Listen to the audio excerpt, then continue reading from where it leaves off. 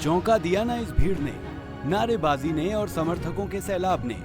अरे ये जलवा है बड़सर के बेटे का, बड़सर के लोगों के पसंदीदा नेता और एक बार फिर कांग्रेस प्रत्याशी इंद्रदत्त लखनपाल। एक गांव में जाकर किसी नेता के लिए उमड़ा इतना जनसैलाब आपने भी पहले न देखा होगा।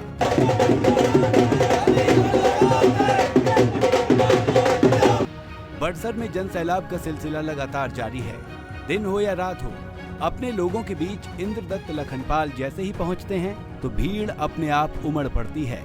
अब तो लखनपाल की धर्मपत्नी ने भी मोर्चा संभाल लिया है। घर की जिम्मेदारी निभाने लखनपाल की पत्नी उषा लखनपाल प्रचार में पति के साथ कंधे से कंधा मिलाकर चल रही हैं और कई बार तो दोनों अलग अलग इलाकों में निकलते हैं और जनता का आशीर्वाद ले रहे हैं।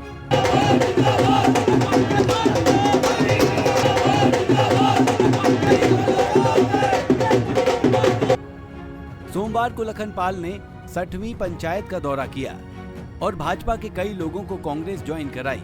लखनपाल और उनकी पत्नी जहां भी पहुंचे वहां जनता ने उन्हें पलकों पर बिठाया।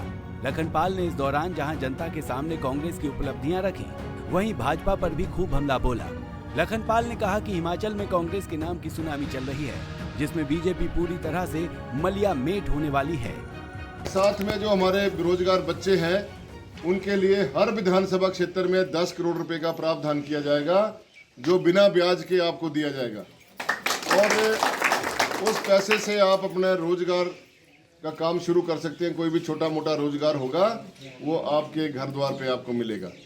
और साथ में जहां तक पिछले 10 वर्ष के कार्यों का, बड़े कामों का लेखा जोखा है, आपके ढटवाड़ में आपको तहसील मिली, बिजली के अंदर आपको अग्निशमन केंद्र मिला, आपको इंडस्ट्रियल एरिया मिला बल बिहाड़ में, आपका जो बिजली का हॉस्पिटल है उसको अपग्रेड किया गया। लेकिन दुर्भाग्य की बात है कि वर्तमान सरकार ने 5 वर्ष में वहाँ पर कोई भी काम नहीं किया। वहाँ पे नई बिल्डिंग बननी थी उस भवन की, वहाँ पर नए इंस्ट्रूमेंट लगने थे ताकि हमारे ढटवाड़ के लोगों को वहाँ पर फायदा होता। लेकिन भारतीय जनता पार्टी की सरकार होने के बाद और 5 भारतीय जनता पार्टी के नेता होने के बावजूद उस हॉस्पिटल की ये बिल्डिंग नहीं बना सके। कई बार विधानसभा में चर्चा हुई, मुख्यमंत्री से बात हुई, जो हमारे स्वास्थ्य मंत्री हैं उनसे बात हुई, उनको लिखित में दिया, लेकिन वो टस से मस नहीं हुए और जो पैसा आया हुआ था वो भी वापस चला गया। तो मैं ये कहना चाहता हूँ कि ये विकास के खोखले दावे करने वाली सरकार, जिन्होंने आम जनता के लिए कभी हितैषी वाली बातें नहीं करी, वो केवल मात्र बड़े बड़े जुमले फेंकते रहे, डबल इंजन की सरकार की बात करते रहे कि हमारे देश में डबल इंजन की सरकार चल रही है। अगर डबल इंजन की सरकार आपके हमारे प्रदेश में है तो जयराम जी को हर महीने 1000 करोड़ रुपया, 1500 करोड़ रुपया लोन लेने की क्या जरूरत है? सरकारी अमले को चलाने के लिए और प्रदेश के विकास के लिए लोन पे लोन लिए जा रहे हैं, उसमें फिजूल खर्चियाँ की जा रही है। हमारे भी मुख्यमंत्री हैं, आप हमारे विधानसभा क्षेत्र में भी आइए। जब आप हमारे क्षेत्र में आएंगे तो हमारे लोगों को भी विकास की लौ दिखेगी। लेकिन उन्हें 4.5 साल लगा दिए आने में, और 4.5 साल के बाद जब आए, हमने उनका स्वागत किया भोटा के अंदर, फूलों का गुलदस्ता दिया। लेकिन जब वीरभद्र सिंह जी हमारे क्षेत्र में आते थे तो ये लोग काले झंडे दिखाकर उनका विरोध किया करते थे। वीरभद्र सिंह जी ने तो करोड़ों की सौगातें दी, पुल दिए, तहसीलें दी, सीवरेज पार्क दिया, सीवरेज का सिस्टम दिया। भोटा नगर पंचायत में 6 करोड़ की पार्किंग के लिए पैसा दिया, 10 करोड़ की पेवर ब्लॉक की स्कीम दी।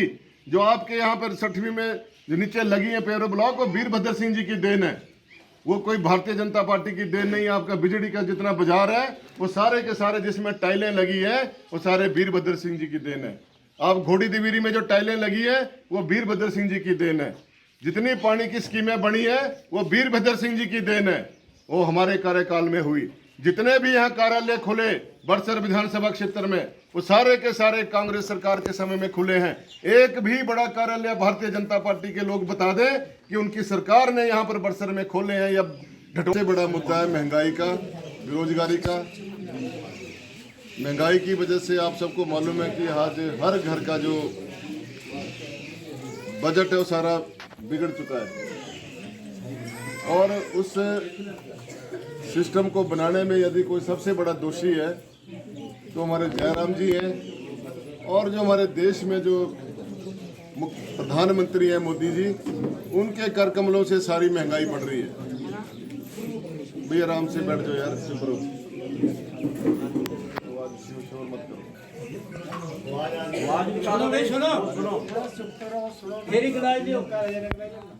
और बड़े समय के बाद आपके बीच में आने का मौका मिला। कोरोना काल की वजह से काफी हमारा नुकसान हुआ, और जो आपसे संपर्क करना था बीच में, उसमें थोड़ी सी रोक लगी और आपके कुछ विकास कार्य भी रुके। ये जो आपको अभी हमने एक लिस्ट दी है, इसमें आपके 60वीं पंचायत में 1,30,00,000 रुपए हमने पिछले 10 वर्ष में खर्च किए हैं विधायक निधि से। अगर बीच में कोरोना काल नहीं होता तो शायद हम आपको और भी पैसा देते। और 60वीं ग्राम पंचायत से हमेशा मुझे बहुत भारी समर्थन मिलता रहा है, उसके लिए मैं आप सबका धन्यवादी हूँ। आज जो हमारे बच्चे बेरोजगार हैं, उनके लिए कांग्रेस पार्टी ने गारंटी एक योजना बनाई है कि हर वर्ष जो है आपको 1 लाख रोजगार जो है कांग्रेस पार्टी देगी जब हमारी सरकार बनेगी। और साथ में जो हमारी महिलाएं हैं, एसडीएम का ऑफिस है, चाहे ब्लॉक का ऑफिस है, चाहे वो तहसीलदार का ऑफिस है, चाहे वो तहसील है, चाहे वो इंडस्ट्रियल एरिया है, सारी की सारी जो बिल्डिंगें हैं, सारे के सारे भवन है, वो कांग्रेस का। 8 बार हमारे प्रदेश में आए, 8 बार हमारे प्रदेश में आए, एक बार भी उन्होंने हमारे प्रदेश को कोई आर्थिक पैकेज नहीं दिया। हम समझ सकते थे अगर मोदी जी देश के प्रधानमंत्री, जो पूरे विश्व के सबसे मजबूत प्रधानमंत्री गिने जाते हैं आज की डेट में, भारतीय जनता पार्टी के लोग बोलते हैं हमें तो पता नहीं मजबूत है कि नहीं, क्योंकि 8 बार आने के बाद उन्होंने क्या किया, 17,000 करोड़ रुपया अमानी का माफ किया उन्होंने अभी पिछले महीने। और इन 8 वर्षों में जितने भी बड़े बड़े उद्योगपति हैं, उनके 11 लाख हजार करोड़ रुपया उन्होंने जनता का पैसा जो है वो माफ किया। आपको क्या मिला? आम जनता को क्या मिला? हमारे नौजवान बच्चों को क्या मिला? क्या उन्हें 2 करोड़ नौकरियां मिली किसी को नौकरियां?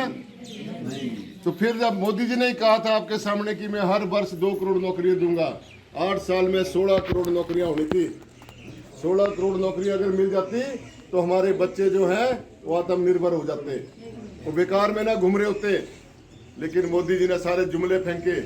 उन्होंने कहा था 100 दिन में महंगाई खत्म कर दूंगा, गैस की कीमतें कम कर दूंगा, पेट्रोल की कीमतें कम कर दूंगा, विदेशों से काला धन लेके आऊंगा। ना तो काला धन आया, ना महंगाई कम हुई। उल्टा जो हमारे देश में धन था, उनके सेहोगी सारा पैसा लेके विदेशों में चले गए। बहुत बड़ा षड्यंत्र जो है इस देश में रचा गया। जो हमारा परंपरागत जो संस्थान थे, कांग्रेस पार्टी ने आज़ादी के बाद ढांचागत संस्था जो खड़े किए थे वो सारे बेच दिए, प्राइवेट सेक्टर में बेच दिए, बड़े बड़े उद्योगपतियों को दे दिए। और आपको क्या मिला? जीएसटी, नोटबंदी। और नोटबंदी के बाद जो हमारी अर्थव्यवस्था आज तक खड़ी नहीं हो पा रही है। और आज सुप्रीम कोर्ट ने उसके ऊपर संज्ञान लेते हुए सरकार को नोटिस दिया कि आपने किस कानून के तहत जो है नोटबंदी लागू की थी। में जो हमारे लोग मारे गए थे, उसके बारे में मोदी सरकार कोई चर्चा नहीं करती। भारतीय जनता पार्टी के लोग उसके बारे में कोई बात नहीं करते। वो बात करते हैं केवल मात्र झूठे विकास की। राजा वीरभद्र सिंह जी ने जो हमारे क्षेत्र का विकास किया, पिछली बार जब मैं सरकार में था, उनके आशीर्वाद से मैं चीफ पार्लियामेंट्री सेक्रेटरी बना। और जो जो उनसे हमने मांगा, आपके हर क्षेत्र में पुल बने, सड़कें बनी। आज जोर घाट के ऊपर पुल बन रहा है। बड़ी विचित्र बात है कि भारतीय जनता पार्टी के लोग बोल रहे हैं ये हमने बना दिया। एक बात मैं आपको स्पष्ट करना चाहता हूं, जो विधायक होता है वही प्लानिंग की बैठक में बैठता है। और हर विधायक को 68 विधायक हैं मुख्यमंत्री के सहित, और सभी को 150 करोड़ रुपया नाबार्ड में रखा होता है। जो हम योजनाएं बनाते हैं, पुलों की योजनाएं बनाते हैं, हम योजना सड़क की बनाते हैं, हम योजना भवन की बनाते हैं, स्कूल के बिल्डिंग की बनाते हैं, हॉस्पिटल की बिल्डिंग की बनाते हैं। वो विधायक की प्राथमिकता के आधार पर नाबार्ड से पैसा संग्रहित किया जाता है। तो वहां पर कोई हारे हुए एमएलए का नाम थोड़ा चलता है, वहाँ जो जीता हुआ एमएलए होता है उसी के द्वारा वहाँ पे प्रस्ताव भेजा जाता है और उसके अनुसार पैसा बजट में डाला जाता है। ये जो आपको हमने कापियां दी हैं, इन कापियों में हमने आपको 10 वर्ष का लेखा जोखा लिख कर दिया है और यही जो मेरे काम है वो बलदेव शर्मा जी ने भी अपने उसमें छाप दिए हुए हैं। ये काम मैंने करवाए। अरे मैं उनसे पूछना चाहता हूं कि आपने कब काम करवाए? जो विधायक प्राथमिकता के काम होते हैं वो विधायक ही करवाता है। बड़सर से कांग्रेस प्रत्याशी इंद्रदत्त लखनपाल को भरपूर समर्थन मिल रहा है। गांव में उनके पहुंचते ही जनता जमघट लगा रही है। भीड़ का आलम यह है कि लोग ऐसे खींचे चले आते हैं मानो लखनपाल नहीं बल्कि कोई चुंबक हो। बुजुर्ग तो अपने प्रिय नेता को सीने से लगाने को ऐसे बेताब नजर आए कि जैसे अभी से ही उन्होंने लखनपाल को एक बार फिर अपना विधायक चुन लिया है। Bureau report, Punjab Kesari TV.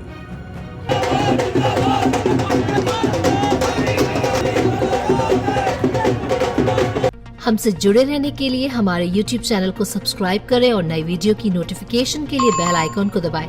अगर आप ये वीडियो Facebook पर देख रहे हैं तो लाइक जरूर करें और ज्यादा से ज्यादा शेयर करें। इसी तरह के और भी अपडेट्स के लिए फॉलो करें हमारा Instagram पेज himachal.kesri।